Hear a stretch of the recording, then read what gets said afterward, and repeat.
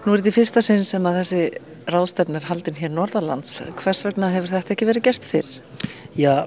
það má nú segja það að þetta samstarf milli VÍS og Vinnueftirlitsins hafi ekki byrjað fyrir 5 árum síðan. Og þá byrjuðum við með ráðstefnu í Reykjavík og það var haldin ráðstefna núna í febrúar rétt í Reykjavík og það var 5. ráðstefnan og það er nú einmitt gaman að segja frá því að Gurra sem stendur hefur hlið mér, hennar fyrirtæki Fisk, Seafood á Sauðárkróki og tók á móti einmitt forvarnarverðlaunum VÍS þetta árið og við hefum svo sem verið að pressa á það að reyna að fá þetta norður og loksins hefur það tekist og ég veit að hann Helgi hjá Vinnueftirlitinu hér sem að starfa þetta hér en vinnur fyrir Reykjavík að hann búinn að vera að pressa mikið á þetta og loksins tókst það og nú lítur út fyrir að það komi 180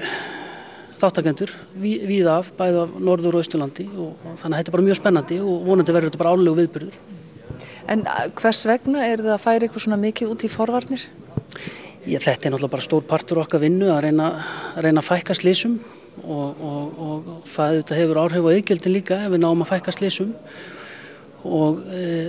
það þýðir bara að læra iðgjöld á endanum en þetta er auðvitað langhlaup, það gerist ekki við nótt og til dæmis okkar samstarf við Fisk er nú búið að vera í mörg ár og við erum farin að sjá mjög góðan árangur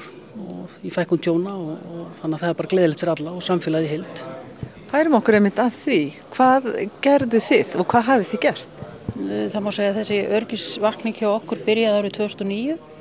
og þá vorum við farin að veita því athygli að stór fyrirtæki höfðu náð góðum árangri í forvörnum starfsfólks og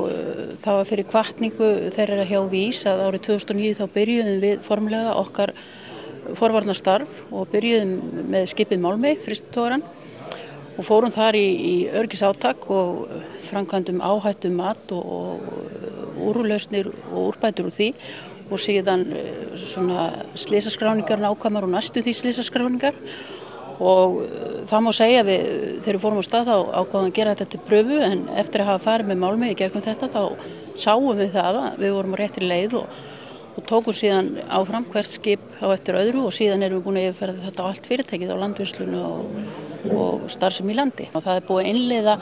í fyrirtæki vil ég meina öryggismenningu og við finnum það svo vel að allir okkar starfsmenn eru með í þessu. Þetta er ekki bara eitthvað sem einhver 1 eða 2 í yfirstjórn er að gera, heldur er þetta orðið svona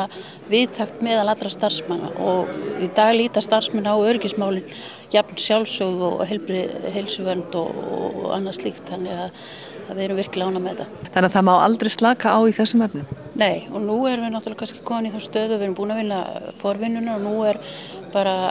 eftirlit og stöðugt aðhald þar sem við erum að vinna fyrst á stað og einmitt að sofna ekki á verðinum og vera sífellt vakandi með þetta. En þetta er orðið jafn sjálfsagt að hugsa þessi mál eins og ég segi eins og bara heilbrigðismál og geðamál. Nú tek ég eftir því að þeir sem eru hér á þessari ráðstefnu, þetta eru bæði frá minni og stærri fyrirtækjum og líka sveitafélögum. Er það markvisst hjá ykkur að ná til sem flestra? Já, það eru auðvitað markmið með þessari ráðstefnu eru auðvitað að ná til bæði viðskiptavina og ekki viðskiptavina. Við erum auðvitað að reyna að breiða upp boðskapinn. VÍS er forvarnarfyrirtæki og forvarnir er í fyrirrúmi og það er auðvitað gaman að segja frá því að þetta er gríðarlega breiður hópur sem er að mæta hér í dag og það er svolítið gaman að því við erum hérna norðan að Fisk fekk þessi verðlaun núna í ár og fyrir nokkrum árum fekk Norðurþing einnig þessi verðlaun. Þannig að það má segja að við séum nú bara í góðum málum hérna en auðvitað þarf að leyfta grættistaki í þessum málum. Þetta hefur slaknað á eftir hrun, fólk er að spara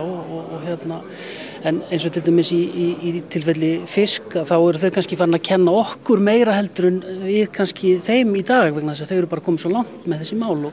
þetta er gríðarlega skemmtilegt og gott samstarf sem er á milli fyrirtækjanna sem hefur skapast en talandi um sveitafélög að þá auðvitað eru það stóri vinnustæðir og það hefur gengið mjög vel að fá svona vitundavakningu í þessi mál og einmitt skemmtilegt erindi hérna á eftir frá Norðurþingi sem hefur verið til fyrirmyndar í þessum málum.